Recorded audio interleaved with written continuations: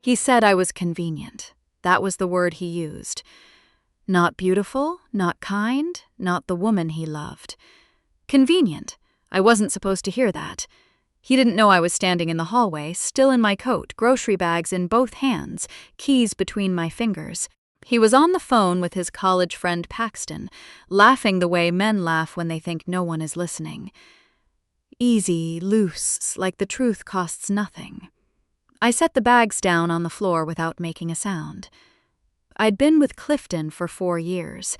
We'd moved in together after 2. I had a ring on my finger, a princess cut, platinum band, the kind he'd let me pick out myself because he said he wanted to make sure I loved it. I did love it. I loved everything about what I thought we were building. I stood in that hallway for 3 full minutes, maybe longer. I'm not sure time works normally when the floor is dropping out from under you. Let me back up because the ending makes more sense when you understand the beginning.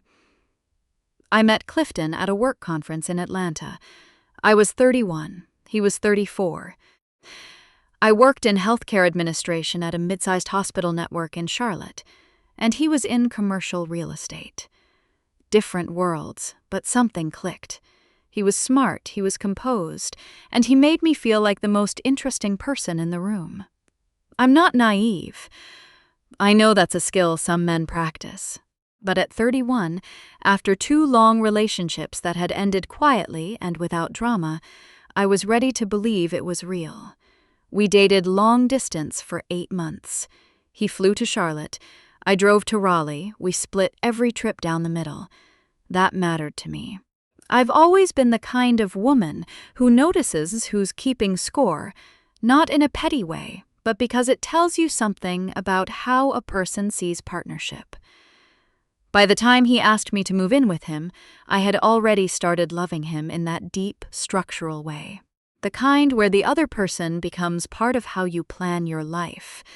I transferred my lease to a friend, packed my things into a moving truck, and became, officially, a woman who had built something with someone. My best friend Laurette told me to slow down. Not because she didn't like Clifton. She did, mostly, but because she said I had a tendency to see people as who they were working to become instead of who they actually were. I laughed at her. I said Clifton wasn't a project. I said he was already the person I needed him to be. I think about that a lot now. We got engaged 14 months after I moved in. He proposed at the restaurant where we had our first dinner together. Not in Atlanta, but a French bistro in Raleigh that we'd driven to on our 3rd date, just because I mentioned I was craving steak frites. He'd called ahead. There were flowers. It was the kind of proposal that means he paid attention. I called my mother from the parking lot, shaking, crying, laughing. She said, "Baby, I am so happy for you." And she meant it. My mother had been widowed when I was 16, and she'd spent the last 15 years telling me, gently but clearly, that she hoped I would find someone who chose me on purpose. She said that was the only kind of choosing that counted. I thought Clifton had chosen me on purpose. We started planning almost immediately. The wedding was set for the following October. We'd agreed on something intimate. Under 100 people, maybe a vineyard venue outside Asheville, the kind of setting that felt personal instead of performative. I started a shared folder in Google Drive where I dropped venue links, florist ideas, color palettes. He told me to handle most of the details because I had better taste. I didn't think anything of that at the time. I liked planning. I was good at it. What I wasn't as good at was noticing when I was the only one invested. We had a joint checking account. I want to address this directly because I know someone out there is already asking why, and it's a fair question. We'd opened it after I moved in to handle shared expenses, utilities, groceries, the mortgage payment on his place that we split down the middle. It felt practical. We were building a life. And honestly, at the time, it felt like proof of something. That we were serious, that we were in it together. I kept my own savings account separate, and my direct deposits still went there. But the joint account had about $11,000 in it by the time everything fell apart. Money I'd put in. Money we were both supposed to be using.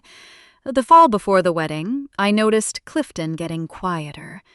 I told myself it was work stress. Commercial real estate in the Carolinas had been turbulent all year, rates up, deals stalling. He came home distracted. He went to bed before me most nights. He stopped asking about my day with the same curiosity he used to have. I told Laurette, and she said, "That's what long-term relationships look like. People get comfortable. It doesn't mean something's wrong." I believed her because I wanted to. It was a Tuesday in September when I heard it. I'd left work early. My migraine had been building since noon, and by 3 o'clock I couldn't look at a screen anymore. I called Clifton on the drive home, and he didn't pick up. I figured he was in a meeting. I stopped at the grocery store anyway, picked up what we needed, came home. His car was in the driveway, which surprised me. I thought he had a client dinner. I unlocked the front door quietly, not on purpose. I just wasn't making an effort to be loud. He was in the kitchen. I could hear him before I could see him, his voice carrying the way it does when he's comfortable, not performing. "I mean, come on. She's not going anywhere," he was saying. "That's the whole point. She moved here for me. All her stuff is here. I'm basically all she has in this city." A pause. Then, "No, she's fine. She's easy. She doesn't ask a lot of questions." Another pause. "Pax, I've got the account set up right. When the Henderson deal closes, I move the money before she has time to look at the statements. It's not complicated. She trusts me." I didn't breathe. "She's good people," Clifton said, and the way he said it, like that was a consolation. Like goodness was what you said about something useful. But I can't do 30 years of this. I need more. I just need to get through the wedding first, get the assets sorted, then we'll see. I stood in the hallway with grocery bags cutting into my palms, and I did not move. He laughed at something Paxton said. That easy, loose laugh. I set the bags down. I walked back out the front door. I got in my car. I drove to a coffee shop 3 miles away, and I sat in the parking lot for 45 minutes trying to understand what I had just heard. I want to tell you I cried. I did eventually. But not then. Sitting in that parking lot, what I felt first was something cold and very clear, the kind of clarity you get when the last piece of a puzzle locks in, and suddenly the whole picture makes sense in a way that makes you furious at yourself for not seeing it sooner. The distraction. The early bedtimes. The way he'd recently moved most of his individual investment account discussions to phone calls he took at the office. The Henderson deal he'd mentioned twice, but never explained. All of it rearranging itself in my mind into something I did not want to see. I didn't go back to the house that night. I texted Clifton that I was staying with a friend because of the migraine. He replied, "Feel better, babe," with a heart emoji. I stared at that emoji for a long time. I slept on Laurette's couch. I told her enough, not everything, because I was still fitting pieces together. And she handed me a blanket and said, "What do you need?" That's all she said. Not "I told you so," not "you should have listened to me." Just, "What do you need?" What I needed was information. The next morning, I did something I'd never done before. I logged into our joint account online. I had full access, my name was on it, and I pulled up 3 months of statements. I found it on the 2nd month, a recurring transfer. Small enough that I might have missed it if I wasn't looking. $400 a month, going out to an account I didn't recognize. Different from any bill we had. Not a subscription, not an auto payment I'd set up, an account number I'd never seen. I wrote the number down. Then I went looking for the Henderson deal. I searched Clifton's name in the County Register of Deeds. Public record. Anyone can access it, and I found a property transaction pending on a commercial building in Durham. His name was listed. So was another name I didn't know. Colleen Baird. I typed that name into LinkedIn. She was a real estate attorney in Raleigh. Her profile was sparse, but her connection to a firm Clifton had mentioned twice in passing was right there. I'm not going to tell you exactly how much I figured out in those 72 hours, because some of it is still working through legal channels. But what I understood, sitting at Laurette's kitchen table with 3 days' worth of coffee cups around me, was this. Clifton had been structuring things. The joint account, the pending deal, the way he'd slowly positioned himself as the primary contact for anything financial in our life. He wasn't planning a wedding. He was planning an exit. One that left him better off and left me wondering where the money went. I called a lawyer before I called anyone else. Her name was Janet Osi-Bonsu, a family law and financial fraud attorney in Charlotte who came recommended by a colleague. I sat across from her in her office on a Thursday afternoon and I told her everything. She listened without interrupting. Then she asked me 6 questions I hadn't thought to ask myself. Then she said, "You're right to be here." That's all I needed to hear. We had a dinner party scheduled for the following Saturday. Clifton's idea, he liked to host, liked being the person people came to. His friends Paxton and Deanna were coming, 2 couples from his real estate network, my friend Laurette, and Clifton's older sister, Adeze, who I genuinely loved and who had no idea what her brother had been doing. I thought about canceling. I thought about saying nothing. I thought about pulling Clifton aside privately, having it out, giving him a chance to explain. And then I thought about what he'd said. She doesn't ask a lot of questions. I decided I had some questions after all. I went home Friday evening like nothing had changed. I cooked dinner. I smiled at the right times. Clifton seemed relaxed, maybe even relieved. I think my headache excuse had made him feel safe. I kissed him on the cheek before bed, and I lay awake in the dark, counting the hours until Saturday evening. I had spoken to Janet 3 times by then. She had advised me very specifically on what I could and could not do with the joint account before taking any action. I withdrew my documented contributions. I had all the deposit records and transferred them back to my personal account. She said that was within my rights. She said to keep every record. I kept everything. Saturday came. The house smelled like the cedar candles I'd put out and the rosemary chicken I'd started at 4. People arrived at 7. Clifton was in a good mood, charming, generous, the version of himself that had made me fall in love with him. He poured drinks. He laughed at everyone's stories. He put his arm around me twice, and both times I smiled. We sat down to dinner around 8. Paxton was there, which was the part that mattered. The conversation drifted the way dinner party conversations do. Work, travel, a new restaurant someone had been to, a home renovation that had gone over budget. Clifton mentioned the Henderson deal in passing, something about closing timelines. I set down my fork. "Clifton," I said, "before we get into that, I actually have something I want to say while everyone's here. People I love." He looked at me.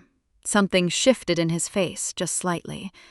"I've decided I can't marry you," I said, "and I want everyone here to know why, because some of you are people I care about, and I don't want there to be any confusion about what happened." The table went very quiet. I didn't raise my voice. I didn't cry. I told them, calmly, what I had heard Clifton say to Paxton in our kitchen on Tuesday. I looked at Paxton when I said it. His face went the color of old chalk. I told them about the transfers I'd found. I told them about the property filing. I told them that I had already spoken to a lawyer and that I had already moved my money. I told them that I was sharing this publicly because I knew, from experience, that when a woman walks away from a man like this quietly, the story gets rewritten. I didn't want my story rewritten. Adeze put her hand over her mouth. She looked at her brother like she was seeing something for the first time. He said my name once, Brianna, and I shook my head. "I'm done," I said. "I'm going to finish my chicken because I made it and it's good, and then I'm going to leave." And that's what I did. I moved out the following week. Laurette and her husband helped me pack a truck. I had more than I thought. 5 years of a life tends to accumulate that way. I put most of it in a storage unit while I got situated in a short-term rental. The legal process took longer than the moving. Janet was thorough, and Clifton's attorney was the kind of man who thought delay was a strategy. But what Clifton hadn't counted on was that I am, professionally, a person who manages systems and documents for a living. I had records, I had timestamps, I had deposit histories and account statements, and a property search I'd printed and dated. I had the joint account records showing exactly what I had contributed and when. I won't say every dollar came back to me perfectly, because that's not how these things work. But I walked away better than he had planned for me to walk away. Janet made sure of that. The Henderson deal fell through. I didn't do anything to make that happen. It just did. I heard it secondhand from a Daisy, who still calls me sometimes. She apologized on behalf of her family, which she didn't need to do, but I let her, because it meant something. What I know now that I didn't know then is that convenient is not a compliment. Convenient means you've made yourself small enough to fit into someone else's plan. It means you've been mistaken for furniture. I was good to Clifton. I was a good partner. I showed up. I kept things running. I loved him, without making him earn it the way he should have had to. That's not a character flaw. That's just what trust looks like before someone breaks it. The ring is gone. I don't know what he did with it. I left it on the kitchen counter when I came back to pack. I didn't want it. I didn't want anything that came from that version of my life. What I kept, the name of a good attorney, the knowledge that my instincts had been right all along, even when I talked myself out of them, and a deposit receipt for the first month's rent on my own apartment, in a building 2 miles from Laurette, with big south-facing windows and a parking spot with my name on the lease. Just my name. I signed it on a Friday afternoon in November, and I sat in the empty living room afterward, with takeout I'd picked up on the way and ate it on the floor because I didn't have furniture yet, and I thought, this is mine. Every corner of it, every square foot. I wasn't convenient here, I was home.